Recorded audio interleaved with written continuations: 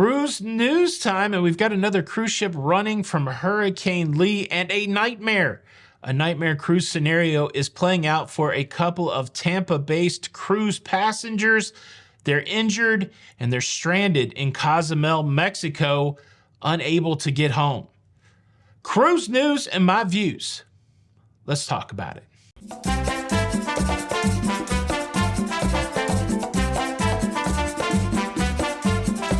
Hey, what's up, everybody? Welcome to La Lido Loca.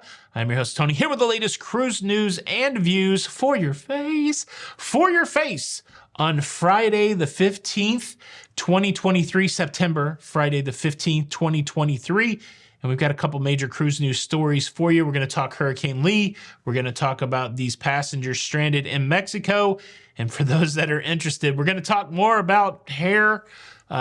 Some people asked what I'm using for my hair. I'll share that at the end. So if that's something you're interested in, stay till the end. But if you're only interested in the cruise news, there will come a time where the cruise news has finished and you'll be able to tell. But first, let's talk about Hurricane Lee. Let's talk about the next cruise ship that is trying to escape Hurricane Lee. And the next cruise ship trying to escape Hurricane Lee is the NCL. You knew it was coming. The NCL Escape. In what's been a very fluid situation, the NCL Escape has been altering its itinerary throughout the week. Earlier this week, it was supposed to go to Bar Harbor, Maine, but instead of going to Bar Harbor, it went instead to St. John, New Brunswick. And now it was supposed to stop in Halifax, Nova Scotia, but they're not going to stop in Halifax, Nova Scotia. In the light of the bearing down of Hurricane Lee, they will be hightailing it back to New York City. New York City? That's right, New York City. The cruise was set to end in New York on September the 17th in just a couple days. That is still the plan, but instead of having that stop in Halifax, they will instead have another sea date. The time is now for Hurricane Lee. It is bearing down on the New England coast. It's a category 1 right now, which is much better than what it was when it was deep out into the ocean. And so we will know in the next couple days what impacts Hurricane Lee has on the New England area. Selfishly, I'm hoping that Hurricane Lee does very little damage and gets out of there. Go on now. Shoo, Hurricane, shoo. But yeah, are you out there on the NCL Escape? How you feeling? What's going on? Are you on any of the cruise ships impacted by Lee? If you are, leave a comment below. And if you're not, leave a comment below. How about that? Cruise news story number 2, like I said, is a real cruise nightmare. We have a couple that is stranded in Mexico after being in an accident and being injured and now struggling to get back home. I'm going to tell you all about that. But first, let me quickly invite you to subscribe. If you like staying up to date with everything going on in cruising, please consider I don't know, like, what am I holding? Please consider subscribing, notification bell on. That way you don't miss out on any of these episodes. Some people said, hey, look, I have the notification bell on, but I still don't get notified. Go to your notification bell and make sure that you have the setting that says always notify. And if it is set for always notify, this is going to be shocking. Unsubscribe. I'm telling you to unsubscribe and then resubscribe and re-click the notification bell. That should reset your notification priorities. That way YouTube will know to send you the notification. A big thank you in advance. Okay, here's the story. There is a mother, Maria Ortega, that gets a phone call from Carnival Cruise Line telling her that her daughter Natalie and Natalie's partner Ashley did not return to the cruise ship after their port stop in Cozumel, Mexico. Just out of the blue, the lady gets the phone call. We don't know where your daughter is. That's certainly troubling. And then shortly after that, her daughter is able to FaceTime her using somebody else's phone. And she's all bruised up and she tells her mother that she's been in an accident.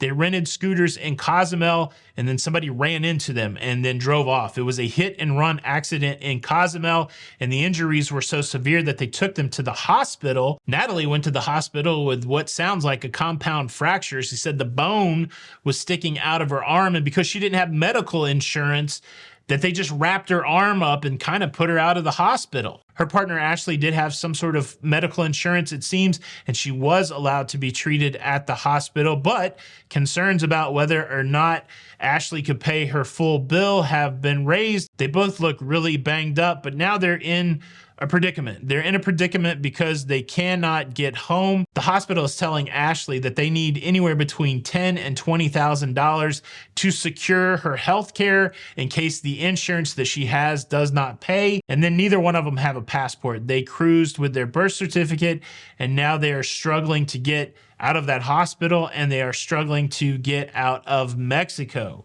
Yikes. The mother, Maria Ortega, reached out to a local news station in Tampa, and Tampa has been working with them.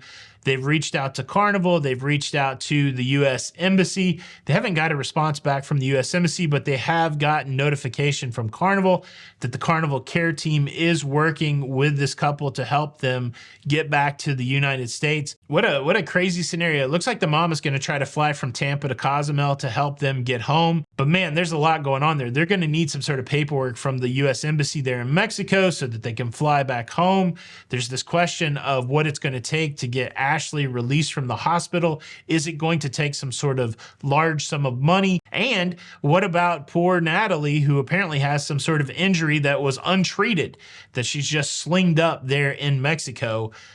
This is nightmare on top of nightmare. And another component to this, which is a bummer, is this is their first cruise. This is the couple's first time trying out cruising, and they've had this horrible scenario. And we beat this drum a lot. You got to have travel insurance. If you know people that are saying, hey, I'm going on a cruise for the first time, make sure you tell them to get some sort of travel insurance. It wouldn't have prevented the situation that's happening right now, but it certainly would have helped on some level some of these financial situations that they're having. And of course, the secondary thing is, while it is permissible to cruise with a birth certificate, if anything happens to you and you get stuck in a foreign country, you're not going to be able to fly home without a passport or some sort of special paperwork from the government, which isn't always easy to get. So if you're going to be an international traveler, if you're going to leave the United States, try to get a passport. This story even makes me think, if you're out there cruising without a passport, if you're out there cruising without a huge emergency fund of extra money, then maybe you should stick to stuff around the cruise port, or maybe stick to cruise ship excursions. So at least the cruise line is a little more involved in what you're doing out in the port. This is a crazy scenario. If you've ever been off in any of these ports, you see people renting these scooters, and then all of a sudden you're on some rented scooter somewhere and, somebody hits you. I feel for this mother. I couldn't imagine my young daughter is out in a foreign country, injured, not necessarily getting the care that they're needing, and trying to get home. I hope this works out well. I'll continue to look for updates on it. The lessons to be learned for all of us from this one. Okay, let's circle back around to my hair. We had an interesting discussion about my hair at the end of the show yesterday. In case you didn't catch it, we talked about why I've been wearing hats more often and why my hair color is different. And so I talked about this product that I'm using, just a basic shampoo that you use in the shower, and it's going to darken your gray hair up over time. I had several people ask me about that. I use a similar product for my beard, so I wanted to show you what those were. This is the beard wash right here, Just for Men beard wash. And, they basically look the same, but it's in this kind of tube here, beard wash. I got these off of Amazon in a multi-pack, and I'll leave a link in the description below for that. But I've also seen these like at CVS and Walgreens, that kind of thing. But I knew I was going to use more than one of these because I've used these in the past.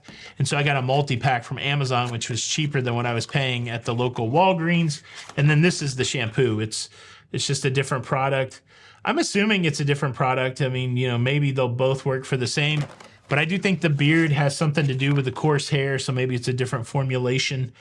But you just put a little dime size in your hand, you put it in your hair. I always listen to music while I'm taking a shower, so I leave it in for the length of a song. I usually listen to the Minute Work Essentials playlist, and so I'll leave it on for Who Can It Be Now? And, make sure you rinse your hands off, that kind of thing, so you're not staining anything.